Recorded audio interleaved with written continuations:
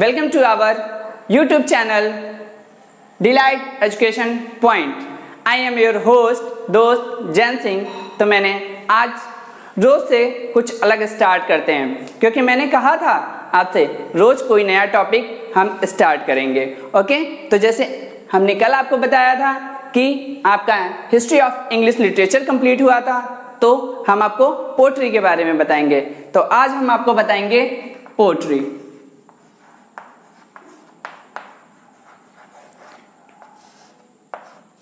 सुनने में तो थोड़ा सा डिफिकल्ट वर्ड लगता है पोट्री।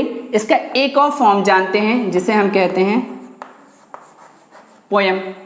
अब आप तो इसे जानते ही हैं, ये क्या है? दैट मीन्स कविता।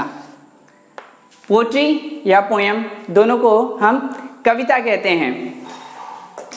कविता सबसे पहले जानते हैं इसकी हिस्ट्री के बारे में, ये कहाँ से अडॉप्टेड हुआ है। क्योंकि कल हमने इंग्लिश लैंग्वेज के बारे में आपको बताया था, तो हमने आपको बताया कि इंग्लिश लैंग्वेज हमारे कल्चर में कैसे आई, इंग्लिश लैंग्वेज कैसे लोगों के पास आई, तो इंडिया में कैसे आई, ये तो आपको पता ही था। ठीक इसी तरीके से पोट्री जो वर्ड है, पोट्री जो वर्ड है वो इंग्लिश वर्ड है, लेकिन ये ली गई है ग्रीक से। ग्रीक इसको इंग्लिश में कहते हैं पोएजी। ये पोएजी वर्ड से ली गई है, जो बाद में मॉडिफाई होके पोट्री बन गई। फ्रेंड्स, इस पोट्री क्यों बोली जाती है या पोट्री क्यों लिखी जाती थी उन दिनों में, इसके बारे में जानते हैं। जैसा कि कल हमने आपको बताया कि पहले के जो किंग थे, किंग होते थे, प्रीस्ट होते थे या पोप होते थे, इन सबको खुश करने के लिए जो राइटर्स पोएट्स होते थे वो अपनी पोएम्स लिखते थे और उनको सुनाते थे। जब वो उनको सुनाते थे तो वो लोग खुश होते थे और उन्हें कुछ ना कुछ गिफ्ट जरूर देते थे। और इन गिफ्ट्स का वो जो पोएट्स होते थे यूज करते थे अपने डेली वर्क, डेली यूज के लिए। जैसा कि हम जानते हैं कि जो पोएट्स होते थे वो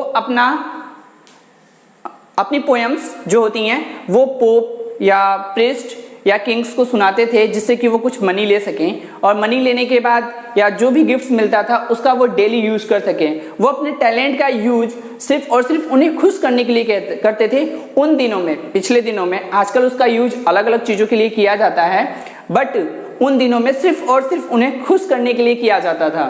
तो इसके लिए एक चीज़ और बता दें, पोट्री क्या होती है। पोट्री मीन्स होता है, पोट्री का मतलब होता है मेकिंग, यानी बनाना, एक ऐसी चीज बनाना। पोएट्स एक ऐसी थॉट बनाते थे जो रिदमिक होती थी,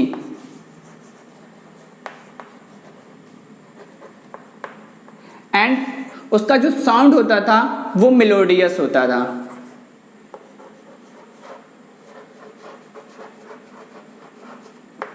ठीक है, रिदमिक होती थी यानी ताल, लय और ताल मिलके बनती थी, और जो साउंड होता था यानी जो उसकी लाइनें होती थी वो हम गा के एकदम सुर में बोल सकते थे।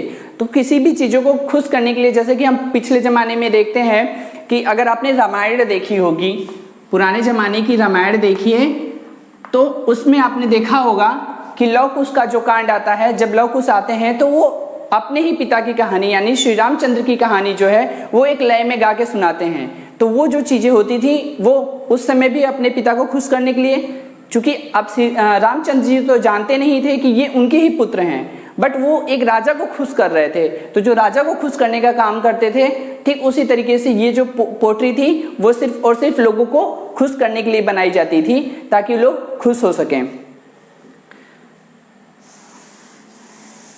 अब इसके डिफिनेशंस के बारे में हम जान लेते हैं, जो मोस्ट इंपॉर्टेंट नोट्स हैं थोड़े, कि कुछ राइटर्स क्या क्या कहते हैं। तो फिर हम आपको बताते हैं इनके डिफिनेशंस के बारे में जो कुछ राइटर्स लिखते हैं। देखिए कैसे।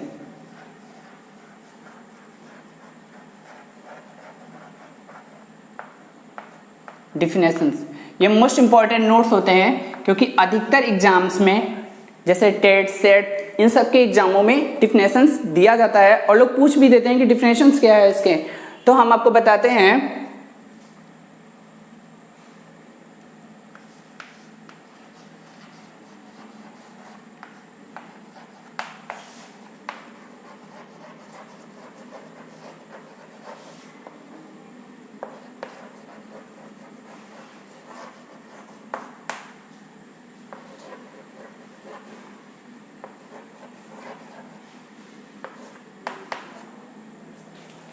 Pottery is a musical thought. Poetry is a musical thought, ये मिस्टर कार्ले के अकॉर्डिंग है। पोट्री यानी कविता इज है एक म्यूजिकल संगीतमय, थॉट मतलब विचार।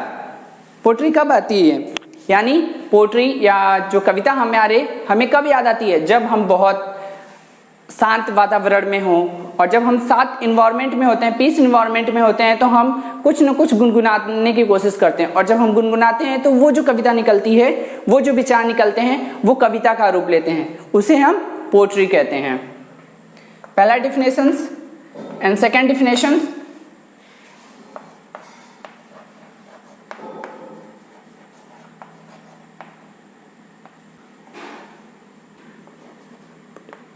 Poetry is a spontaneous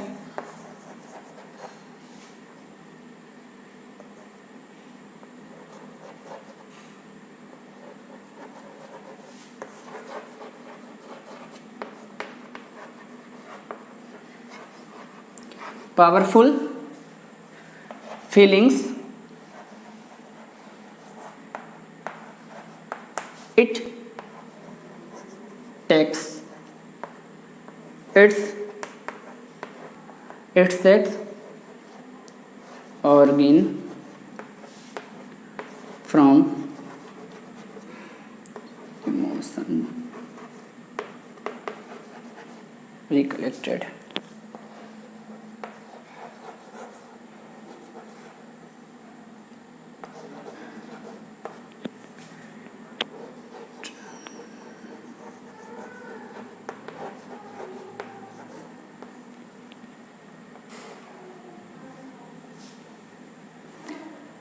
देखिए फ्रेंड्स, ये सेकेंड पोएम है जो मोस्ट इंपॉर्टेंट पोएम कही जाती है, किनकी? विलियम वर्ड्सवर्थ की।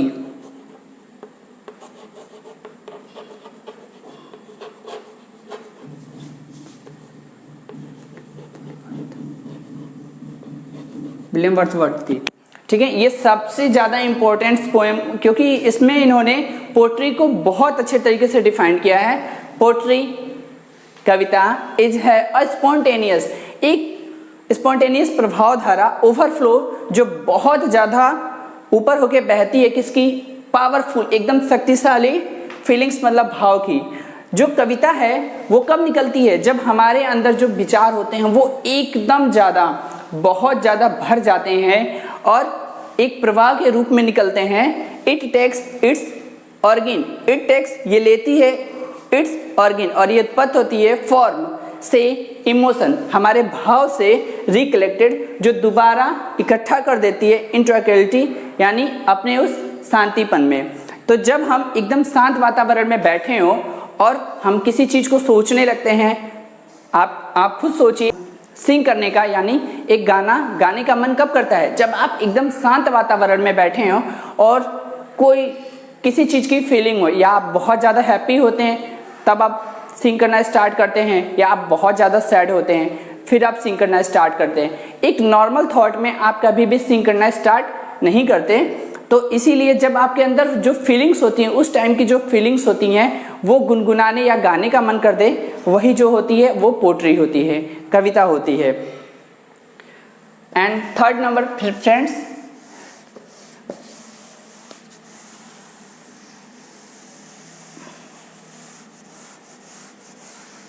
राइट कर लीजिए।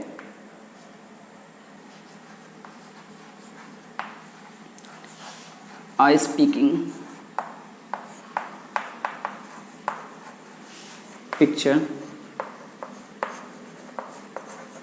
विथ द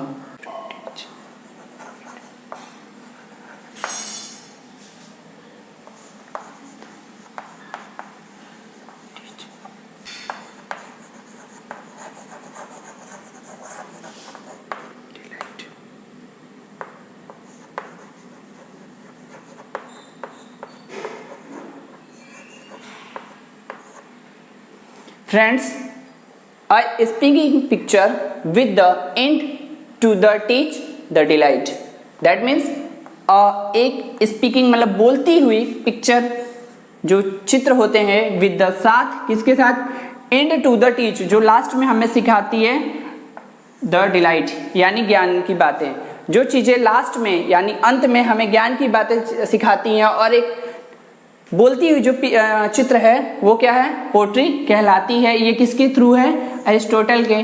तो हमने आपको 3 लोगों के बारे में बताया जो मोस्ट इम्पॉर्टेंट हैं और इनके जो पोएम्स डिफिनेशंस हैं वो सबसे ज़्यादा पूछे जाते हैं। फ्रेंड्स, इसके आगे हम आपको बताते हैं कि पोट्री क्या होती है, पोट्री के कितने फॉर्म्स होते हैं।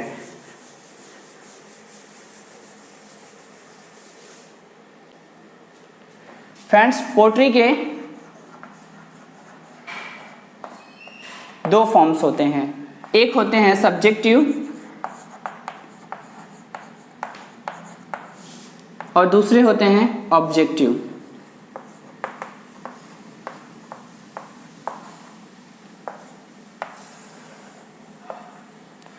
सब्जेक्टिव पोट्री में जो पोएट्स होते हैं वो अपनी खुद की बातें करते हैं, वो अपने फीलिंग्स को जाहिर करते हैं। जैसे कि वो अधिकतर अगर बातें लिखेंगे तो वो बताते हैं कि मैं या हम ऐसे सोच रहे हैं, मैं ऐसा कर रहा हूँ, या मेरे दिमाग में वो बातें आ रही हैं कि वो ऐसा लग रहा होगा। वो सिर्फ और सिर्फ अपनी बातें करते हैं। जब भी होगा तो वो, जैसे कि विलियम शेक्सपियर ने अपनी जितनी पोएम्स लिखी हैं, उन्होंने सोनेट लिखी है 156 सोनेट, उनमें उन्होंने अपने फ्रेंड्स के बारे में बात की है। और अधिकतर में वो मैं, हम ऐसे वर्ड्स का यूज़ करते हैं। तो अधिकतर पोट्री उनकी सब्जेक्टिव पोट्री कहलाती है। और ऑब्जेक्टिव में हम ठीक उसका उल्टा, यानी जिसमें पोएट्स सिर्फ किसी चीज़ को देख के उनके बारे में विवरण करना स्टार्ट कर देता है, डिस्क्रिप्शन उनके बारे में देना स्टार्ट कर देता है, तो वो पोट्री ऑब्जेक्टिव हो जाती है। जैसे कि अगर कोई है और हम रास्ते से चल रहे हैं, अचानक बगीचा दिख गया या कोई पेड़ दिख गया, तो हम अपनी फीलिंग्स को ना जाहिर करते हुए सिर्फ उसके रूपरेखा के बारे में बात कर दें कि वो ऐसा लग रहा था, तो वो जो पोट्री होती है वो ऑब्जेक्टिव पोट्री होती है। अब इसमें जो होते हैं, इनमें 2 तरीके की बातें होती हैं। पिछले ज़माने में जो पोट्री लिखी जाती थी वो लगभग इपिकल होती थी, यानी इपिक पे तो लिखी जाती थी, महाकाव्य, जिसे हम महाकाव्य कहते हैं। इपिक यानी महाकाव्य। आप भी जानते हैं महाकाव्य इंडिया में 2 हैं, एक है महाभारता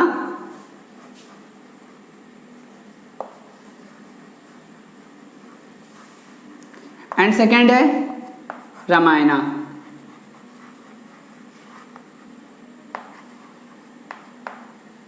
दो महाकाव्य हैं। लेकिन अगर हम इंग्लिश कल्चर में जाते हैं तो सबसे मोस्ट इंपॉर्टेंट आता है पैराडाइज लॉस्ट। ये मिल्टन की सबसे बेहद खूबसूरत रचना है जिसे आज भी इपिक के रूप में जाना जाता है।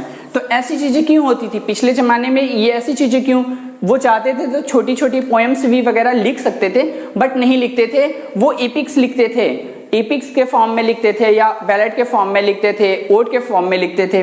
इसका मेन रीजन ये था कि जब पोट्री लिखी जाती थी तो उस जमाने के लिए थोड़े बहुत नहीं, बहुत ज़्यादा लोग धार्मिक हुआ करते थे, तो उन्हें रिलीजियस चीज़ें बहुत पसंद आती थी और कुछ चीज़ें ऐसी जो मैजिकल हों, जैसे चमत्कारी हों।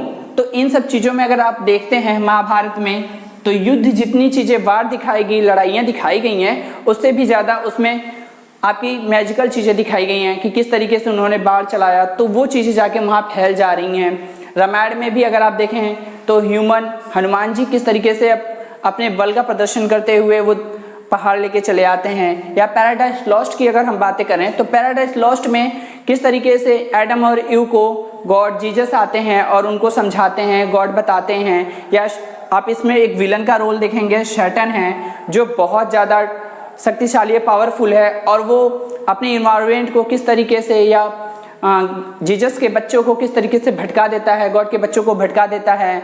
और उनके गॉड के और विलन के बीच में, शैतान के बीच में जो लड़ाइयाँ होती हैं, इन सब चीज़ों को बहुत अच्छे तरीके से डिस्क्राइब किया गया है। तो सिर्फ किस लिए, ताकि लोग पढ़ के उसे अपने आप में समझ सकें, इंटरेस्ट ले सकें, मनोरंजन कर सकें, इसलिए लंबी लंबी पोएम्स या पोट्री लिखी जाती थी। तो आपको फ्रेंड्स पता चल गया होगा कि सब्जेक्टिव पोएट्री और ऑब्जेक्टिव पोएट्री में क्या डिफरेंट होता है। एपिक्स में फिगर ऑफ स्पीच भरपूर मात्रा में यूज किया जाता है और इसे बहुत सारी फिगर ऑफ स्पीच डाल के ऑर्नामेंट किया जाता है, यानी उसे बहुत अच्छी तरीके से सजाया जाता था ताकि लोग इसमें और इसे पढ़ने में और भी ज़्यादा इंटरेस्ट लें, और लोग जब इसे पढ़ते थे तो लोग वैसी ही चीज़ों की कल्पना भी करते थे।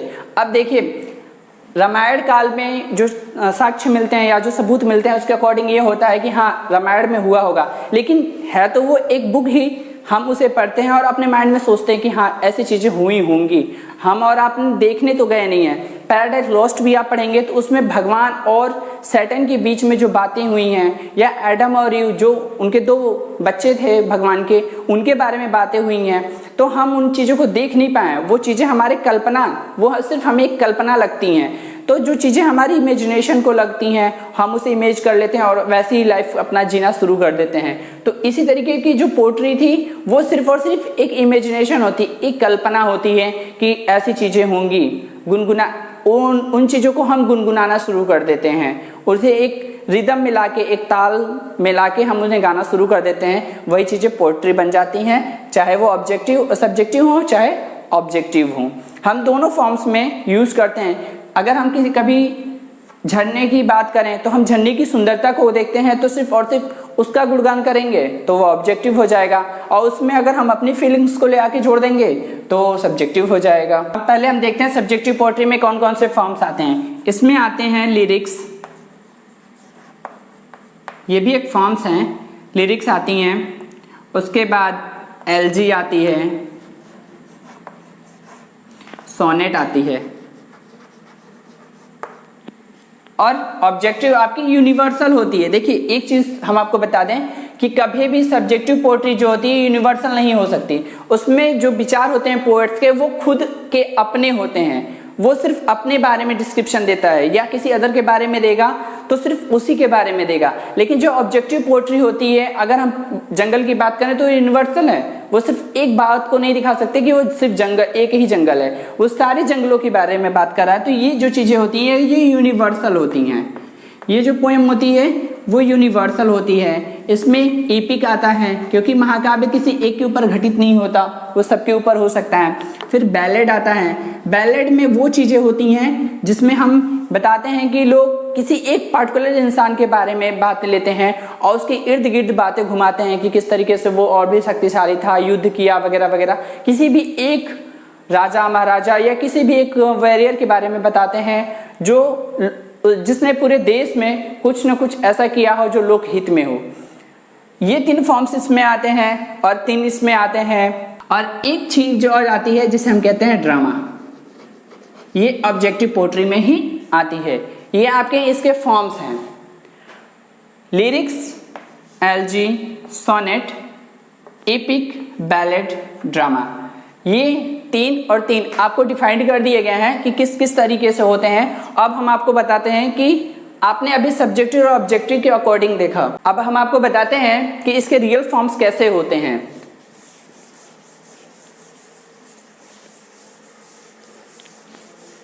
अभी आपने सिर्फ पोएट्री के फॉर्म्स पढ़े जिसमें आपने देखा कि ये 2 तरीके के होते हैं, एक सब्जेक्टिव होती है, एक ऑब्जेक्टिव होती है। अब हम आपको बताएंगे पोएट्री के फॉर्म्स। पोएट्री में हम देखते हैं 7 तरीके की ये पोएट्री होती हैं। फर्स्ट सोनेट, जो अभी हमने लिखा था इसको, sonnet, ballad, lyrics, odd,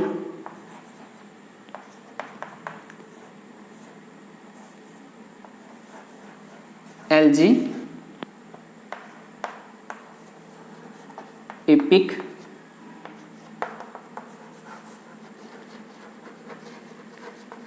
dramatic, monologue.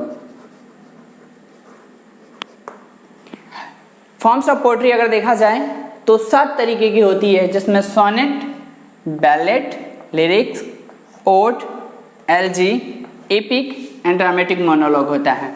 Sonnet ये 14 लाइन की पोएम्स होती हैं। आपको इसके बारे में आगे वाले वीडियो में हम बताएंगे, बट अभी हम आपको बताते हैं कि ये इतनी ऐसी क्यों होती हैं। सोनेट जो होती है वो 14 लाइन्स की एक शॉर्ट पोएम होती है।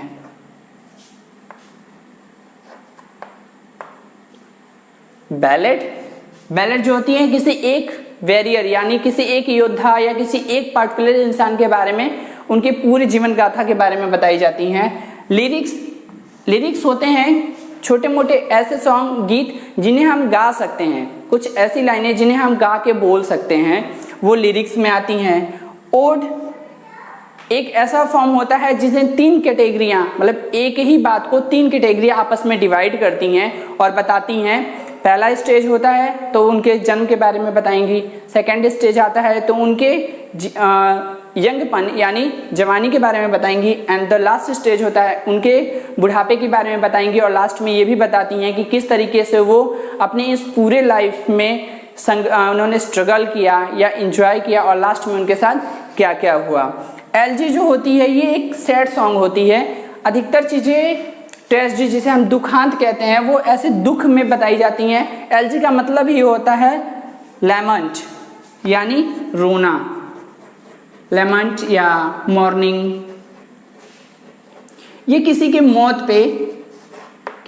पे बताई जाती हैं, यानी अधिकतर मौत पे ही गाई जाती हैं। एपिक्स जो होते हैं वो अभी हमने आपको बताया कि महाकाव्य होते हैं, और इंग्लिश लिटरेचर में पैराडाइज लॉस्ट, हिंदी मैथोलॉजी में अगर देखते हैं हम तो रामायण महाभारत है। और ड्रामेटिक मोनोलॉग वो फॉर्म होते हैं जिन्हें हम ड्रामा के अकॉर्डिंग भी बता सकते हैं। वो होते तो म्यूजिकल ही हैं लेकिन उन्हें हम ड्रामा के अकॉर्डिंग बताते हैं, नाटक के थ्रू करके बताते हैं कि हाँ ऐसे चीज़ें हुई होंगी। जैसे अगर आपके वर्ड में देखा जाए तो बुंदेले हर बोलो के मुँह, हमने सुनी कहानी थी, खूब लड़ी मर्दानी है, झांसी वाली रानी थी। तो जब हम झांसी वाली रानी की बात करते तो जो एक्सप्रेशन होते हैं या जो हाव भाव होते हैं, अगर उसे हम नाटक के तौर पे करके बताएं तो वो ड्रामेटिक मोनोलॉग में रखा जाता है। बेसिकली ये इसके फॉर्म्स थे जो हमने आपको बता दिए। अगर अब अगले एपिसोड में हम आपको बताएंगे कि सोनेट या बैलेड, इन सारे फॉर्म्स के बारे में आपको डिटेल में बताएंगे ताकि देखने में ये आपको और इजी लगे और आप इसे और भी बेहतर तरीके से समझ सकें। तो फ्रेंड्स, तो आज के लिए बस इतना ही। आप इसमें देखिए और समझिए, जो चीज़ें नहीं समझ में आती हैं आप हमें कमेंट बॉक्स में बता सकते हैं। और प्लीज़ सब्सक्राइब करें, लाइक करें, कमेंट करें और शेयर ज़रूर करें। और लास्ट में आपके लिए क्वेश्चन है फ्रेंड्स, ताकि हमें भी पता चलते रहे कि आप इसे पढ़ते हैं और देखते रहते हैं। कल के एपिसोड में हमने कुछ पढ़ाया था आपसे, तो उसी में से एक क्वेश्चन आपके लिए है।